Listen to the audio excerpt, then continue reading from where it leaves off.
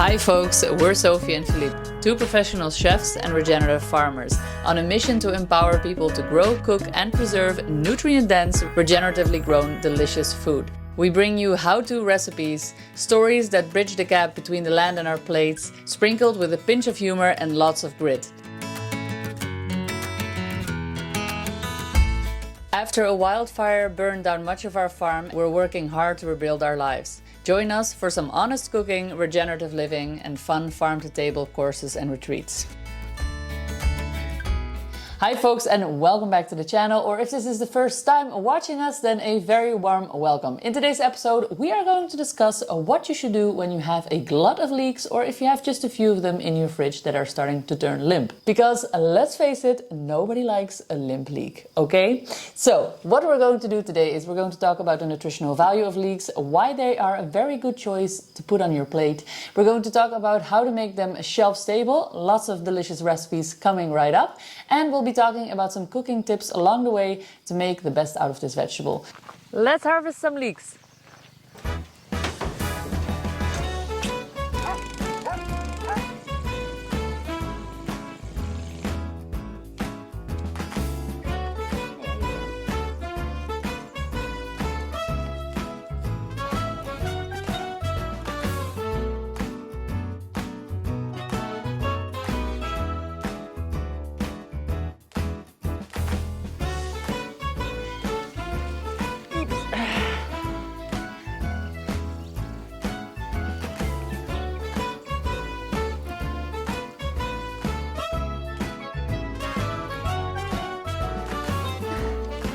Wash them first.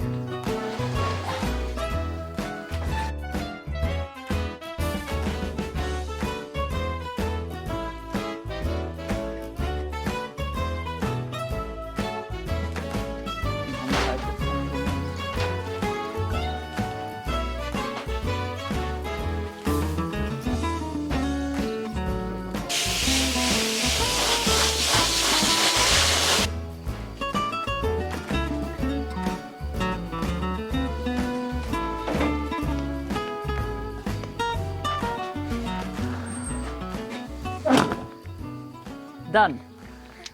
Hi folks, a quick intermezzo here. This is me notifying all art and culinary lovers that we have an amazing retreat coming up with the wonderful Charlotte Hamilton, who does amazing painting, sketching and all kinds of colorful and really beautiful art. I'm going to guide you to our website where you can find more details about her style. We have collaborated and are bringing you something truly special, which is the experience of 1 full week of artistry around food. So I'll be doing all the cooking workshops, she will be doing all the art workshop, and of course they are heavily intertwined. We're going to get into preserving fresh vegetables, sketching, tours on the farm. It's gonna be amazing. The whole itinerary is great. We'll be doing it right here on our farm in Hotel Maneo, of course. We'll be visiting Monsanto. We will be eating, dining out, dining in, dining under the stars. It's going to be fantastic. I'm just very excited, as you can tell. Check it out. Here's the link. So first off, these ones are looking a little bit dry already because I started the process yesterday, and the rest of these leeks are going to be processed today to make them shelf stable.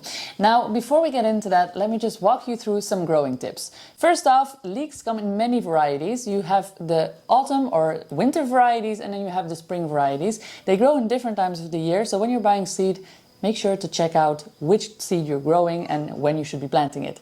Secondly is that for a tender and delicious leek, we are all looking for this part right here, which is the tender white part. That doesn't mean we're going to discard the top part.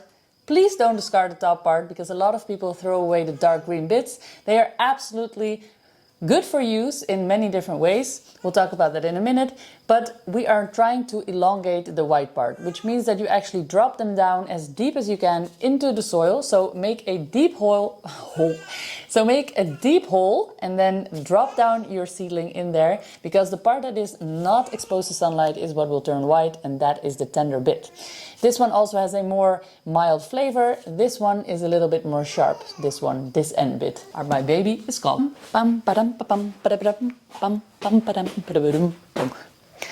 Here is the third little farming chef. If you've been watching our channel, you know that we've just had a baby, so we're integrating him wherever we can. Boop, boop, boop. See if I can get him back down. So that's that for the growing tips. Basically, start them in the right season, depending on what seed you have. And then it is, of course, best grown in fertile, well-irrigated, but also well-draining soil that has lots of microbiology and lots of life in it, meaning good compost. That is the trick, guys. To all your troubles in your garden, if you get great quality compost, you're on the right track. There's some of it here. There you go, the evidence of the great compost. All right, so that was that. Now let's get into the cooking and let me show you the first recipe, which is a beautiful culinary toasted leek powder. So as I said, I started this process yesterday simply by cutting off the darker green tops of the leeks and removing any beginning flowering heads if they were there. The green leaves taste a little more bitter than the white part, and they are perfect for making charred or burnt leek powder. Wash your leaves well in water and make sure all dirt is removed by hand. Then pat them dry as much as you can before charring them in the oven. I did this by laying them out thinly on a baking tray in a preheated oven of 230 degrees Celsius or 446 Fahrenheit and roasted them with nothing else added until they were dark brown. Be careful not to burn them, this will ruin the flavor. After about 15 minutes, take them out. Then move them onto a dehydrator rack and place them in your dehydrator. If you don't have one, turn your oven down to very low, no hotter than 60 degrees Celsius or 140 Fahrenheit, and dehydrate until they are completely crisp. Mine took 6 hours. They should be super crispy to the touch and fall apart when squeezing them.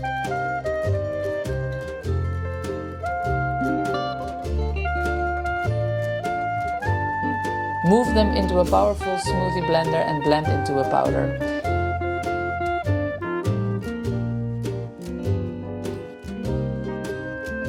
Then sieve that powder to make sure that any bigger chunks can be discarded, and place that powder in an airtight jar and store it in a cool and dark space to keep it in prime condition.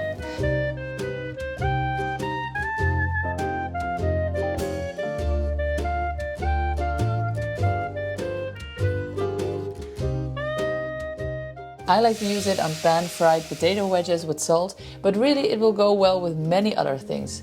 Here are some classic flavors leeks pair extremely well with for inspiration. Butter, cheese, cream, chicken, mushroom, miso, soy sauce, potato, carrot, onion, garlic, thyme, sage, rosemary, lemon, apple, vinegar and olive oil.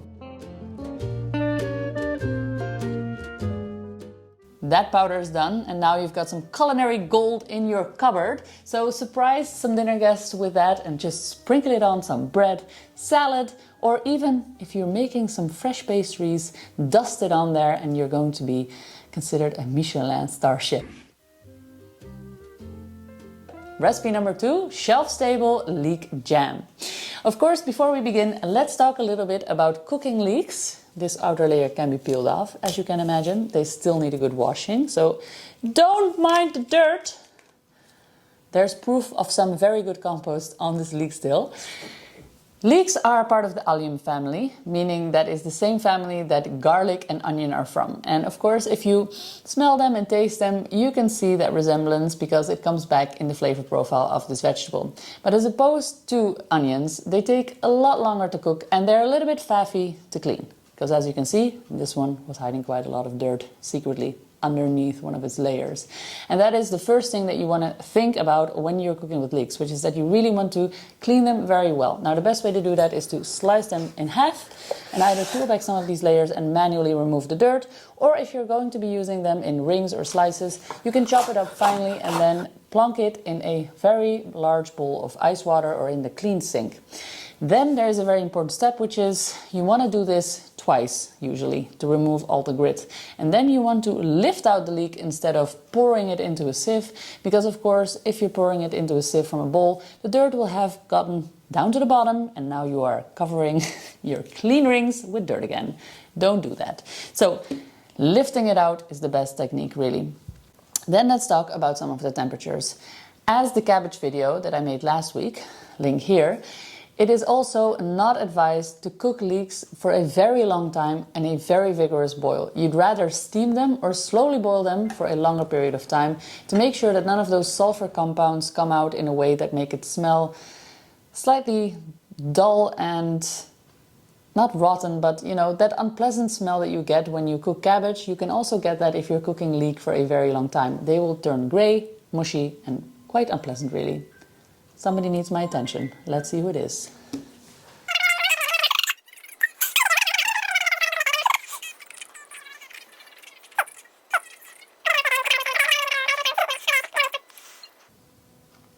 That was a reseller, and what we want to buy is way too expensive, so we're not going to buy that for the farm. Lots of interruptions today, I apologize. Alright, so what did we learn? Don't cook it on high heat for a very long time. Grey and mushy is the name, and it starts to smell a little bit bad. Best ways to cook this is to cook it all the way through, either by softly simmering it in a stock or by steaming it in a basket and then giving it some extra love afterwards. This is if you're preparing it fresh. For today's recipe, what we're going to do is we're going to make the sweet jam, and we're going to chop up all of this, wash it very well, and then add in some delicious flavoring. Let's get into it. I know what you're thinking. So these leeks are super dirty. Let's give them a wash. And you're right. Let's give them a wash.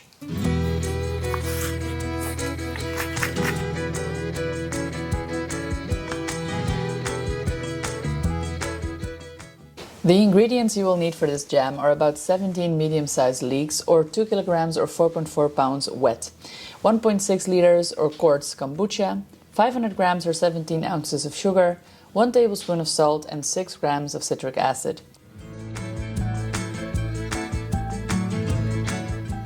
In a large saucepan, add the leeks, the sugar and the salt and cook down until the sugar starts to become syrupy and the leek is no longer smelling raw.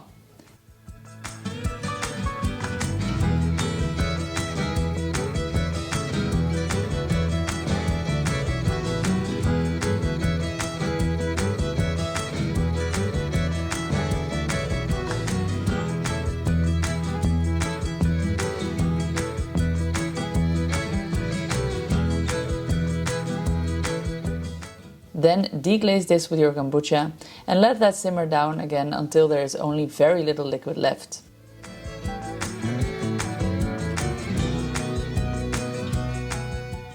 Dissolve 6 grams of citric acid in a shot of water and stir that into the jam.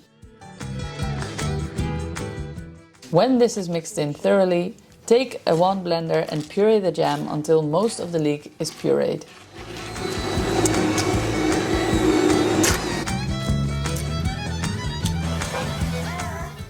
The time has come to water bathe.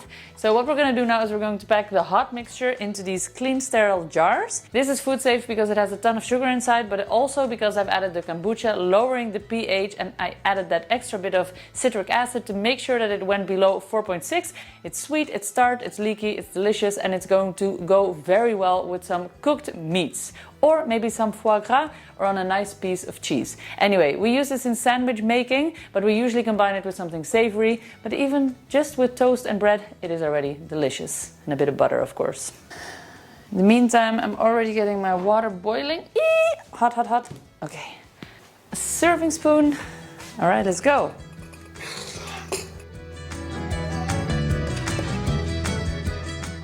You want to make sure that your jars are sealed but not completely tight yet. Then place them into your pot of boiling water and make sure that the jars are completely submerged with at least 1 inch or 2.5 centimeters of space above the rim.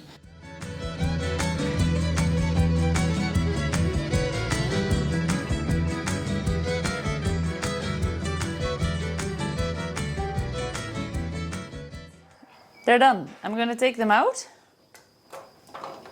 Watch out because they're very hot. 1, 2, 3, 4.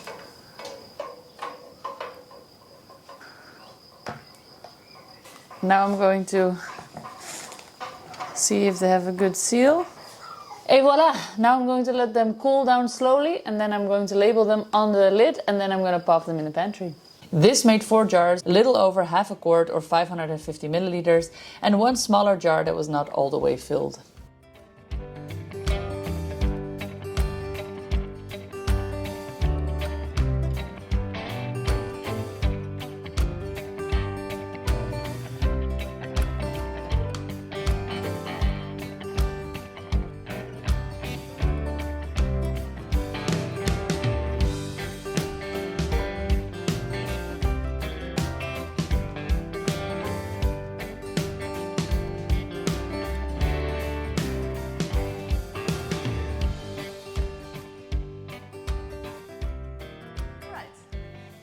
Next up, in the realm of leek preservation, we'll be making a Czech-inspired soup, and it's going to be pressure canned. That's what's going to make it shelf stable, but it's also slightly acidic. So this is a delicious recipe to keep on your shelf, and if you don't feel like cooking, you can just crack open a can, warm it up, and have yourself a comforting lunch.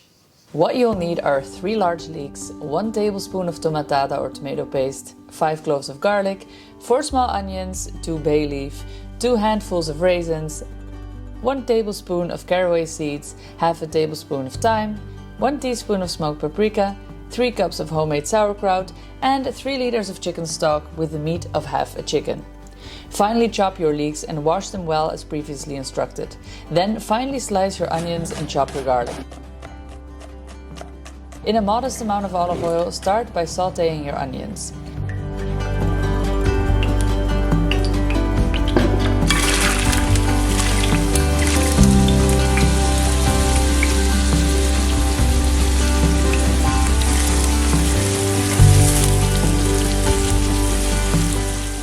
After about 2 minutes, add in your leeks and then the garlic.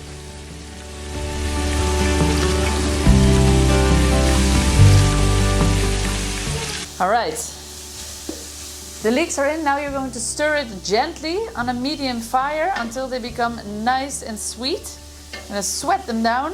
Loving myself some leeks. I'm a true leek lover. I love myself some leeks. Oh, when life is bleak, just feed yourself a leek, and things will be pretty sweet. So, chicken stock is also looking good. I actually already made this yesterday. So this is just simply a chicken boiled down in water, then I've added salt, and once the meat starts falling off the bone, you strip the entire chicken, get all your salvageable meats on a plate, on a cutting board, chop, chop, chop, chop, chop, reintroduce it into the stock, and that's it. Ho, ho, ho. Life is bleak, just feed yourself a leek. La la la la la la la la la. Wow, that was a big fart. Oh, when life is bleak, feed yourself a leek. Once the leek is transparent and no longer has that raw leek smell, add in the caraway, the thyme, 2 handfuls of raisins, the tomato paste, and stir. Then add in the bay leaf and the smoked paprika powder. After about 3 minutes, add in the stock with the meat.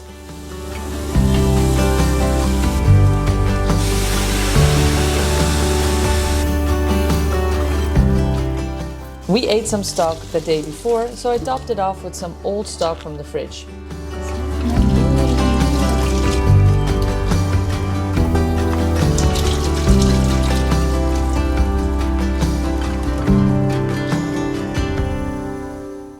Then add 3 cups of sauerkraut. This adds a sour touch to the sweet and salty broth. This soup is supposed to taste tangy, salty and sweet. Season to taste with some salt.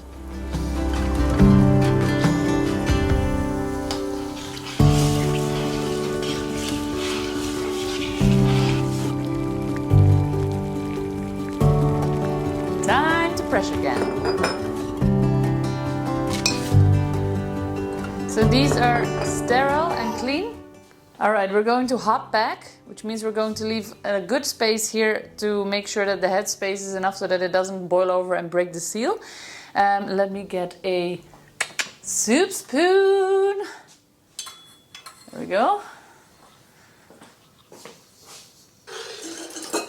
Okay. First, I'm going to divide the solids quite evenly distributed in each jar.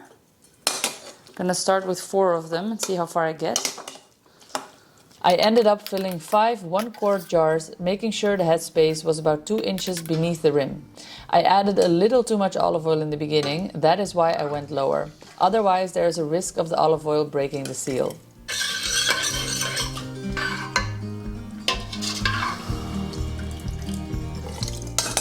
Be sure to clean your rims with some alcohol if you spilled any liquid on them accidentally.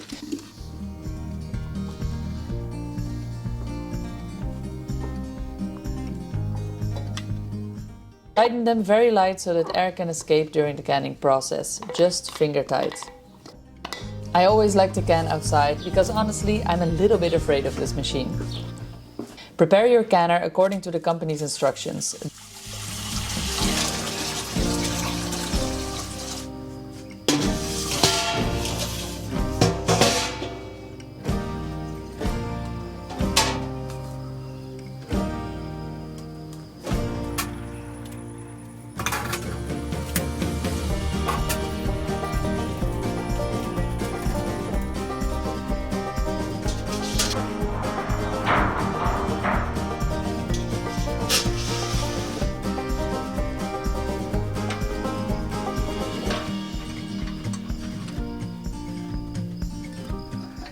Then pressure can it on 126 psi for 70 minutes, starting from the moment that the gauge shows 126 psi. Then let the pressure canner cool until the pressure is back to 0 and remove the jars while still hot.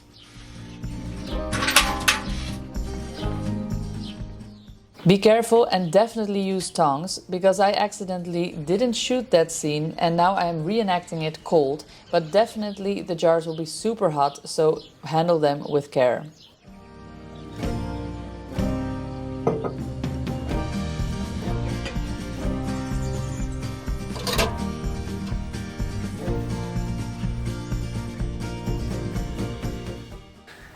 Alright, so now that you have your pressure canned soups ready, let me tell you a thing or two about them. First off, you always want to check the seal, and the way we're going to do that is by removing the ring. You don't need to store them with the ring on. And also then you want to see that this is concave, meaning that it's dented in slightly. And when you open it, you're going to hear a strong seal breaking. And next up, you're going to want to heat this up. So everything that we always boil it for at least 5 minutes in order to make sure that it's food safe if anything went off. And trust your senses, so if this smells off, rotten, or you see some weird bubbling happening over time, this is not good to eat, and that's just the way it is. Unfortunately, that almost never happens.